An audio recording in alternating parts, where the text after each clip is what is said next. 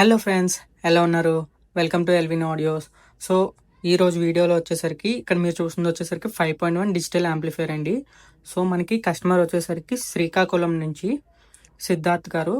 So ఆయన కంప్లీట్గా నా వీడియోస్ అన్నీ చూసి సో వాళ్ళకి నచ్చిన మోడల్ మనకి పెట్టగాలి. సో మాకు అదే మోడల్ కావాలని చెప్పారు.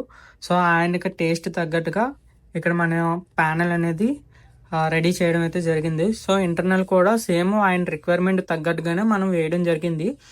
సో ఈ వీడియోలో ఏంటంటే మనం కొన్ని ఇంపార్టెంట్ టాపిక్స్ కూడా చెప్తాను. సో వీడియో అయితే లాస్ట్ వరకు చూడండి. సో ఫస్ట్ టైం మన ఛానల్ చూస్తున్న వాళ్ళు అయితే సబ్స్క్రైబ్ చేసుకోండి. ఫ్రంట్ ప్యానెల్ అనమాట. సో ఫ్రంట్ ప్యానెల్ చూసుకున్నట్లయితే మీకు మొత్తం గ్లాసీ ఫినిషింగ్ వస్తుందండి. గ్లాసీ ఫినిషింగ్లో ఇక్కడ ఎల్ఈడి వచ్చేసరికి మీకు మిల్క్ వైట్ ఎల్ఈడి అనమాట.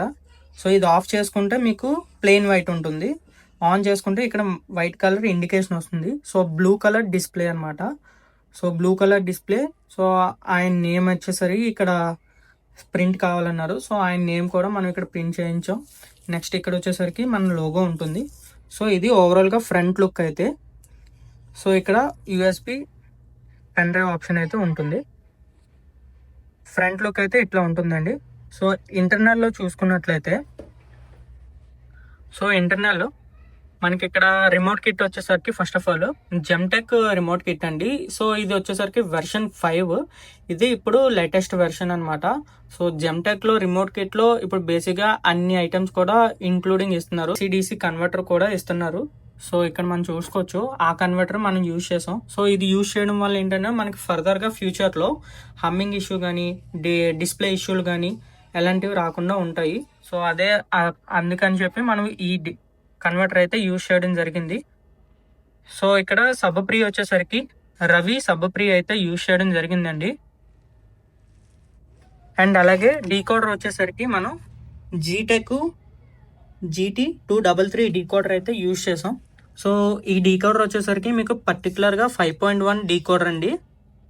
మనకి ఓటీటీ కంటెంట్స్ ప్లే చేసేటప్పుడు 5.1 ఖచ్చితంగా రిలీజ్ అయితే చేస్తుంది. సో మీకు 5.1 ఎక్స్పీరియన్స్ అయితే చాలా ఎక్సలెంట్గా ఉంటుంది. అండ్ మార్కెట్లో ఉన్న బెస్ట్ డీకోడర్లో ఇది ఒకటి. అదేవిధంగా మీకు ప్రోలాజిక్ 2 కూడా చాలా చక్కగా పనిచేస్తుంది. సో నేను ఇది యూజ్ చేయడానికి రీజన్ వచ్చేసరికి పర్ఫార్మెన్స్ వైజ్గా చాలా బాగుంది ఇది. సో ఫీచర్స్లో కూడా చాలా చక్కగా వర్క్ అవుతుంది.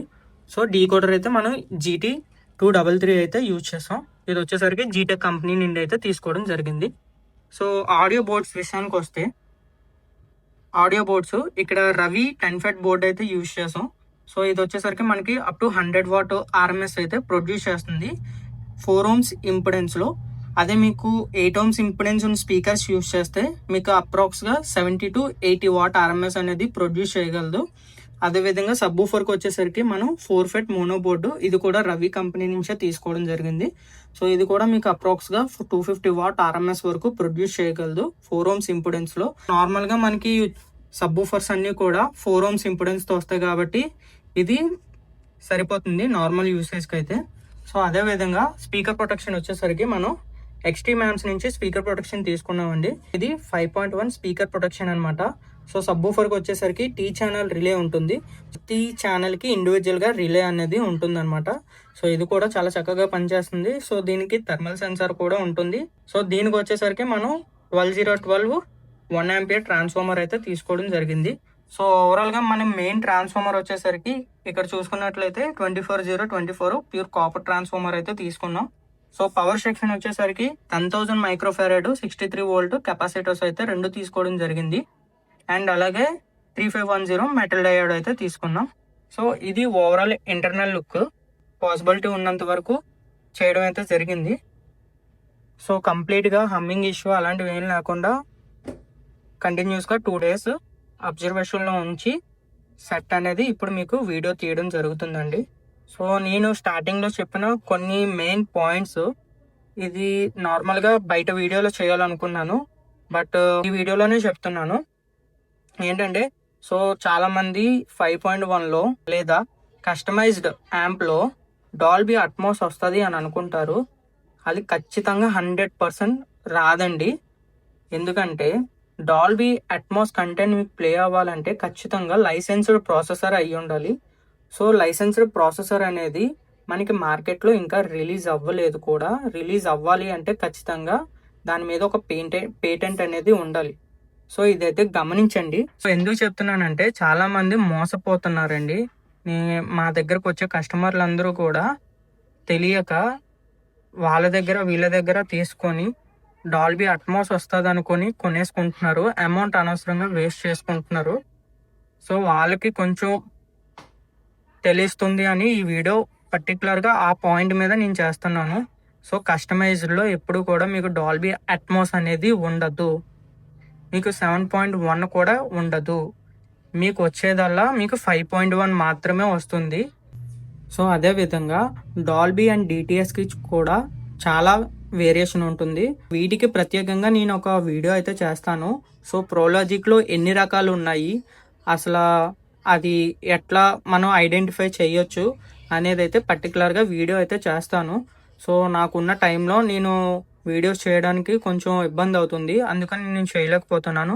నన్ను నమ్మి ఫాలో అవుతున్న సబ్స్క్రైబర్స్కి అయితే నేను ఉన్న నిజాన్ని నేను చెప్పడానికి నా వంతు ప్రయత్నం అయితే నేను చేస్తూ ఉంటానండి. ఓకే ఫ్రెండ్స్, సో యాంప్ ఎలా అనిపించిందో కింద కామెంట్ అయితే చేయండి. సో అదేవిధంగా మన ఛానల్ సబ్స్క్రైబ్ చేసుకోండి, ఇన్స్టాలో కూడా ఫాలో అవ్వండి. సో వీడియో ఎండ్లో మీకు డెమో వీడియోస్ ఉంటాయి, చూడొచ్చు. Thank you friends.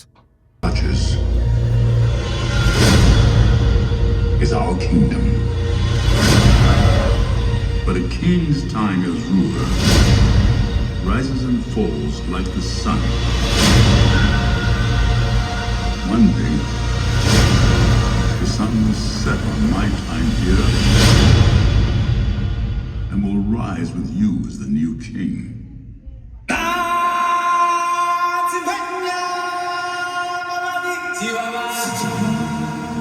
Benya